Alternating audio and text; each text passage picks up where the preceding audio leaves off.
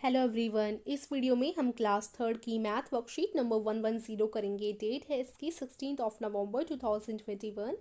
Related learning outcome है measuring length in centimetres और topic है चित्र पहेली। शुरू करते हैं। उससे पहले हमारे चैनल माइंड बूस्टिंग क्लासेस को ज़रूर सब्सक्राइब कर दीजिएगा। साइड में बेल आइकन होगा, उसको प्रेस कर दीजिएगा जिससे आगे आने वाली वीडियोज़ की नोटिफिकेशन आपको मिलती रहे। दिए गए चित्र को एक जैसा बनाने की कोशिश की गई थी, परंतु बनाते समय चित्र 2 में कुछ गलतियां हो गई हैं। आप किन्हीं 5 गलतियों को ढूंढकर अपने अध्यापक या अध्यापिका के साथ साझा कीजिए। तो ये पहला विषय है आपका चित्र पहेली का। तो ये चित्र 1 है, ये चित्र 2 है। ये वाला जो चित्र 2 है उसमें कुछ गलतियां हैं, गलतियों पर मैं गोला कर लूंगी। ठीक है, 5 गलतियां मुझे ढूंढनी है। चलिए ढूंढते हैं जल्दी से। तो पहली गलती यहाँ पर देखो, इसकी चोटी बनी हुई है जबकि यहाँ पर नहीं बनी हुई। दूसरी गलती ढूंढ लेते हैं। यहाँ पर देखो, इसने इस डॉग को एक रस्सी से बांध रखा है जबकि यहाँ पर इन दोनों के बीच में कोई रस्सी नहीं है। यहाँ पर फूल है लेकिन यहाँ पर फूल का ऊपर वाला पार्ट नहीं है, या कह सकते हैं कि सिर्फ इसने लकड़ी पकड़ रखी है। उसके बाद हमारी 3 गलतियाँ हो गई। चौथी गलती, यहाँ पर एक मशरूम है लेकिन देखो यहाँ पर मशरूम नहीं है।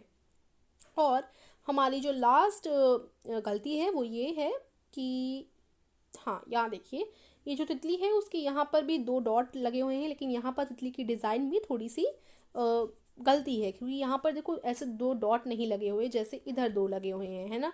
देखो इधर तो अच्छी तरीके से दोनों डॉट लगे हुए हैं बटरफ्लाई के दोनों पंखों पर, लेकिन यहाँ पर बटरफ्लाई की दोनों पंखों पर देखो यहाँ पर नहीं है। तो ये आपकी जो है 5वीं गलती हो जाएगी। 1 2 3 4 5 गलतियाँ इस तरीके से आपकी हो जाएंगी। चलिए अब आगे चलते हैं। आगे हमारा टॉपिक है पैमाने यानी स्केल का इस्तेमाल करना। आज हम सीखेंगे। आपने अब तक अपनी छोटी नापडंडी से बहुत सारी चीज़ें नापी, जो आपने अपने एक पेपर से बना ली थी। एक छोटी सी नापडंडी, उस पर आपने कई सारे ये आधे आधे बराबर बराबर हिस्सों में से बांट दिया था, 10 बराबर हिस्सों में।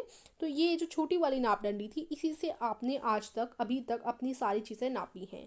आओ आज नापडंडी में नंबर लिखें। आपने नापडंडी पर कहाँ तक नंबर लिखे? शायद कुछ इस तरह लिखे होंगे। तो देखिए, 10 बराबर हिस्से किए थे तो पहला हिस्से पर 1 लिखेंगे, दूसरे पर 2, फिर 3 4 5 6 7 8 9 10। इस तरीके से आप लोग 10 तक नंबर लिख देंगे इस एक अपने पैमाने पर जो आपने बना रखा है अपना नापडंडी पर। ठीक है, तो अब आप अपने पेंसिल नापिए और बताइए कि पेंसिल कितनी लंबी है। अब आपने 10 तक नंबर लिख दिए। अब पेंसिल आप 1 से रखेंगे तो वो 6 तक आ रही है पेंसिल की नोक, यानी पेंसिल कितनी बड़ी हो गई? 6 छोटे हिस्सों की हो गई। तो पेंसिल की लंबाई इक्वल टू 6 छोटे हिस्से। हो सकता है आपकी पेंसिल बड़ी हो तो वो 8 तक आ रही हो, तो यानी आपकी पेंसिल 8 छोटे हिस्सों की है। ठीक है, तो क्या आपने कहीं और भी ऐसे हिस्से और नंबर लिखे हुए देखे हैं? हाँ, जो हमारा स्केल होता है, पैमाना होता है, उसमें भी आपने देखे होंगे।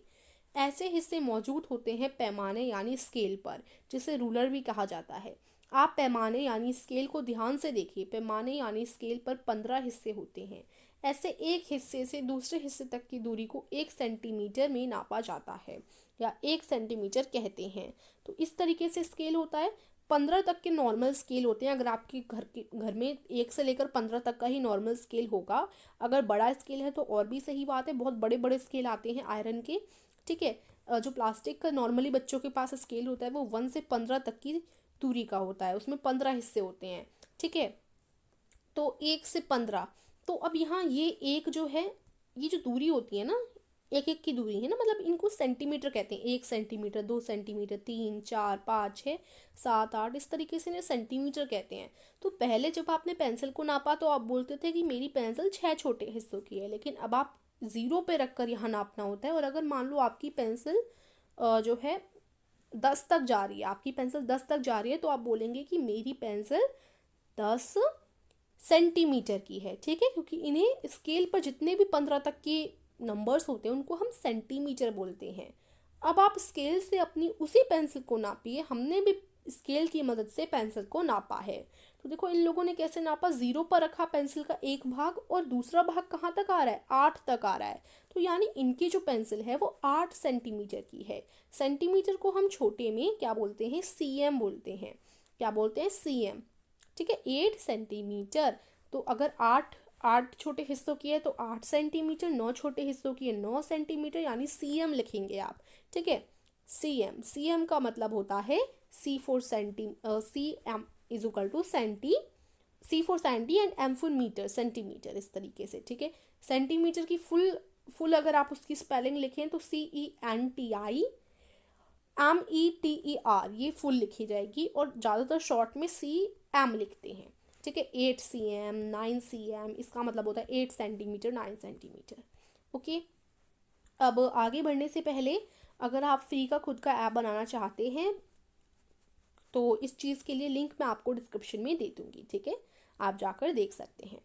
अब देख लीजिए, यहाँ पर हमारी पेंसिल की लंबाई 8 सेंटीमीटर्स है। अपने घर से निम्नलिखित वस्तुओं की लंबाई स्केल की मदद से जानने की कोशिश कीजिए।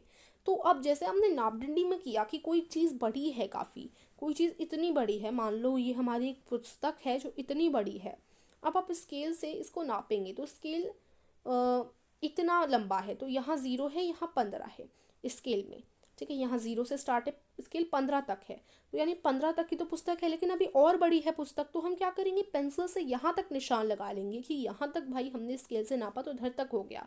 अब आप स्केल को उठा लीजिए अपनी इस साइड से और दोबारा से स्केल को 0 से रखिए। जैसे देखो ये 0 है ना, ये 15, तो यहाँ तक 15 हो गया था, फिर 0 से लेकर यहाँ तक मान लो 5 हो गया है।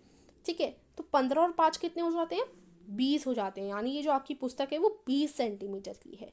ठीक है, तो ये आप अपने बड़े जनों से भी पूछ सकते हैं कि कैसे अच्छे से नापा जाता है। वैसे आप सभी को आइडिया होगा, जैसे हमने छोटी नापडंडी से ऐसे निशान लगा लगा के नापा था ना बार बार, वैसे ही नापते हैं। तो अब एक और मैं एग्जांपल दे देती हूँ। जैसे ये आपकी कोई चीज़ है, आपने स्केल रखा, यहाँ 0 है, यहाँ 15 है, तो 15 तक आपने निशान लगा लिया। उसके बाद आप स्केल को उठा लीजिए, क्योंकि स्केल 15 तक के ही होते हैं, तो स्केल को बार बार रखकर आपको उस चीज़ को नापना पड़ेगा। ठीक है, एक बार स्केल रख दिया, फिर एक और बार आप उठाकर रखिए स्केल को, जैसे यहाँ निशान लगाया, तो एक और बार 0 से 15, तो अब देखो दोबारा 15 पर यहाँ पर ख़त्म हो गया, यहाँ पर 15, तो यहाँ तक 15 था और यहाँ एक और 15 आपको मिल गया, तो 15 15 कितने हो जाते हैं। आप सभी देखो, इसे आपको अच्छे से करना है, आपको समझ आ रहा होगा ना साफ साफ। तो 15 15 हमारे 30 हो जाते हैं। सो 30 सेंटीमीटर का ये पूरी चीज़ है जिससे आपने नापा। ठीक है ना, तो ऐसे नापा जाता है स्केल से। चलिए, अब हमें निम्नलिखित वस्तुओं को नापना है। अपने घर की पेंसिल को नापिए, हो सकता है 8 सेमी किया है, 9 सेमी किया है, तो उस हिसाब से लिख दीजिएगा। मैंने 8 लिखा है, 8 सेंटीमीटर। स्कूल की डायरी को नापना है तो वो 20 सेंटीमीटर की आई। गणित की किताब 26 सेंटीमीटर की, और हाथ की सबसे बड़ी उंगली 4 सेंटीमीटर की। तो इस तरीके से आप नाप लीजिएगा अपने घर की वस्तुओं को। यहीं पर आज की वर्कशीट समाप्त होती है। आई होप आपको समझ आई होगी। Like the video, subscribe our channel. Thank you.